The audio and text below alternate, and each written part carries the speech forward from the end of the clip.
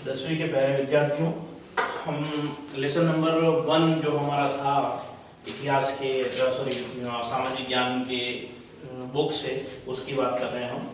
और उसमें आज हम लाए हैं तीसरा वीडियो। सम्राट अशोक की जानकारी हमने इससे पहले वाले वीडियो में ली थी और उसको आप लोगों ने उस कंटेंट को ढंग से पढ़ा भी होगा। मैं ये आशा करता हूँ कि उसको और भी आप कंठस्थ करें, ताकि आने वाले बोर्ड के जो 2 एग्जाम बाकी है उसमें आप सामाजिक विज्ञान के जो पेपर में अच्छे से अच्छा आप अपने अप्रोच को इस्तेमाल करते हुए अच्छे से अच्छा परिणाम दे सकें। तो बात करते हैं हमने उस अगले इससे पहले वाले वीडियो में बात की थी कि अशोक ने आक्रमण किया कलिंग पर अपने राज्याभिषेक के 8वें वर्ष और कलिंग को जीता। कलिंग के जो युद्ध हुआ था उसमें भयानक व्यापक नरसंहार हुआ। नरसंहार को देखते हुए अशोक ने भैरी घोष के स्थान पर धम्म घोष की नीति का पालन करना प्रारंभ किया।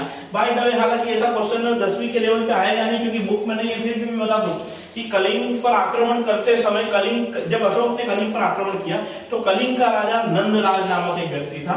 अपनी बुक में नहीं है तो शायद नहीं आएगा, ये कंपटीशन एग्जाम के पॉइंट ऑफ व्यू से अच्छा है, पर आपको याद होना चाहिए कि नंदराज नामक व्यक्ति जो है वो कलिंग पर शासन कर रहा था। इस युद्ध के बाद इसके 1 लाख लोग मारे गए, 1.5 लाख लोग लगभग घायल हुए और अन्य उसको हानि पहुंची। व्यापक नरसंहार, जनधन की हानि को देख के अशोक ने भैरी घोष के स्थान पर अब धम्म घोष को प्रारंभ किया।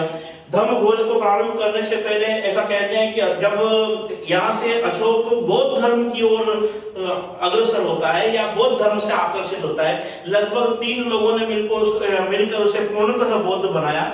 लेकिन उससे पहले वो शैव था, शैव और आजीवकों को भी समर्थन देता था और आजीवक संप्रदाय जिसके प्रवर्तक थे मक्खली घोषाल। आजीवक जो पंथ था, पंथ कह सकते हैं, उसके समय प्रवर्तक थे मक्खली घोषाल। और आजीवकों के लिए बराबर की पहाड़ियों, बराबर बिहार में स्थित है, इस बराबर की पहाड़ियों पर उसने 4 गुफाएं बनाई थी।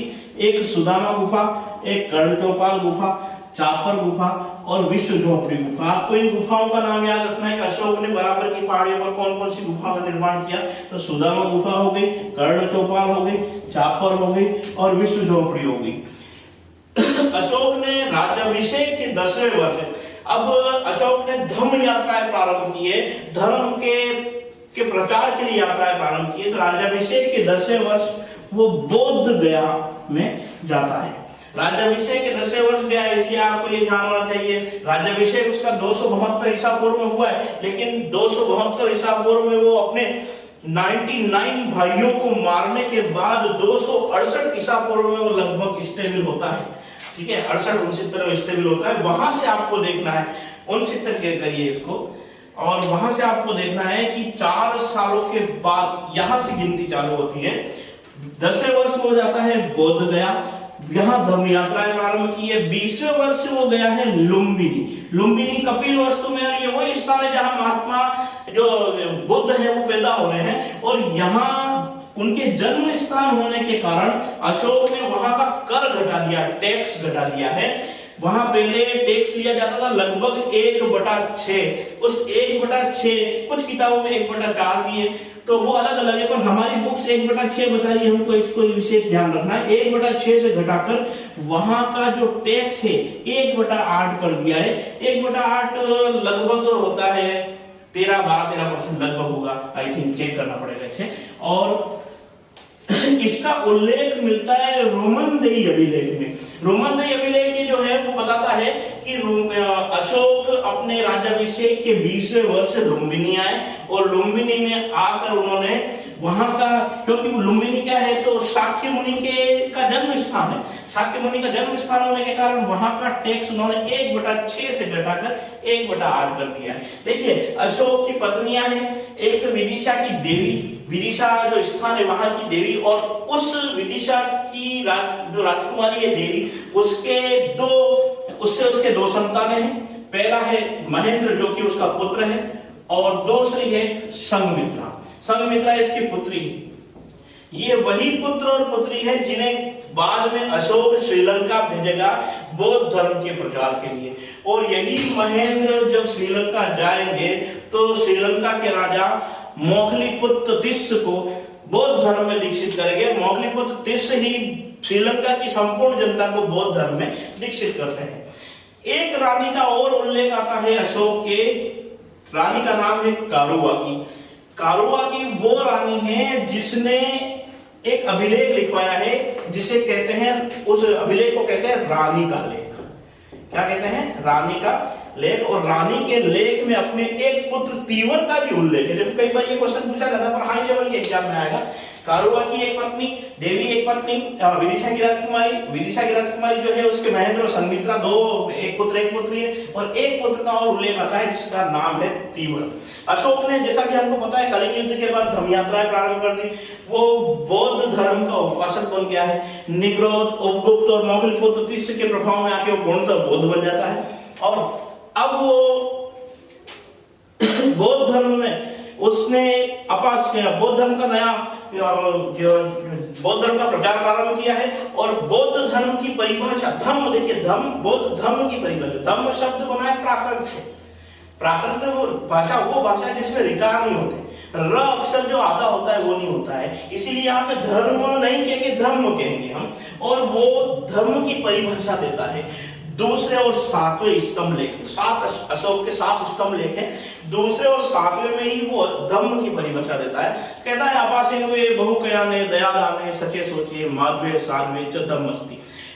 एक दूसरे अभिलेख में खुद पूछता है कि जो धम्म अर्थात धम्म क्या है, और उसी की परिभाषा वो दूसरे और 7वें में पुनः देता है कि अपासिन वे बहुकयाने दयादाने सचे सोचिए माधवे साधवे च धम्मस्ति। अर्थात कम पाप करो, बुजुर्गों पर की सेवा करो, जीव हत्या मत करो, नौकरों पर, नौकर चाकर दासों पर दया करो, इस प्रकार की। अर्थात अशोक का जो धर्म है वो पूर्णतः नैतिकता पर आधारित धर्म है अशोक का। अशोक ने बौद्ध धर्म के 3 रत्न पर अपना विश्वास जताया है।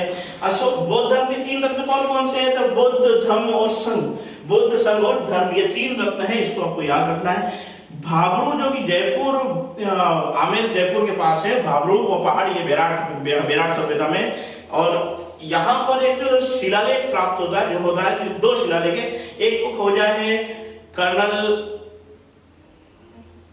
बर्ड ने और एक को खोजा है कार्लाइन ने। देखिए, और इन शिलालेखों से ये पता चलता है कि अशोक त्रिरत्न में विश्वास करता है। किस किस में? बुद्ध, धम्म और संघ। वो कहता है बुद्धम शरणम गच्छामि, संघम शरणम गच्छामि और धम्मम शरणम गच्छामि का उल्लेख किसमें? अर्थात बुद्ध धर्म के 3 रत्न है, उसमें अशोक का विश्वास कहां से पता चलता है? तो भाबरू के शिलालेख से पता चलता है।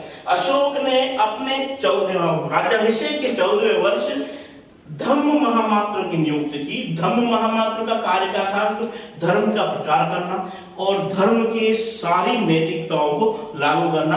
धर्म का प्रचार करने के साथ साथ धर्म की नैतिकताओं को लागू करना किसका कार्य था? तो अशोक के जो धम्म महामात्र नामक उसने पदाधिकारी नियुक्त किया था, उसका कार्य था। अच्छा, इसके बाद अशोक हिंदुस्तान का पहला शासक है जिसने राज्याज्ञाओं को या आदेशों को अपने शिलालेख पर लिखवाना प्रारंभ किया। अब हमें ये बात दिमाग में ये आएगी कि यार शिलालेख कैसे, उसको प्रेरणा कहां से मिली? तो अशोक को शिलालेख लिखने की प्रेरणा मिलती है ईरान या फारस के सम्राट दारा या डेरियस से प्रेरित होकर अशोक ने शिलालेख लिखे। इस आज के वीडियो के बाद हम जो अध्ययन करेंगे वो अशोक के शिलालेख और मौर्य प्रशासन का अध्ययन करेंगे, और इसका अध्ययन हम करेंगे नेक्स्ट वीडियो। ओके।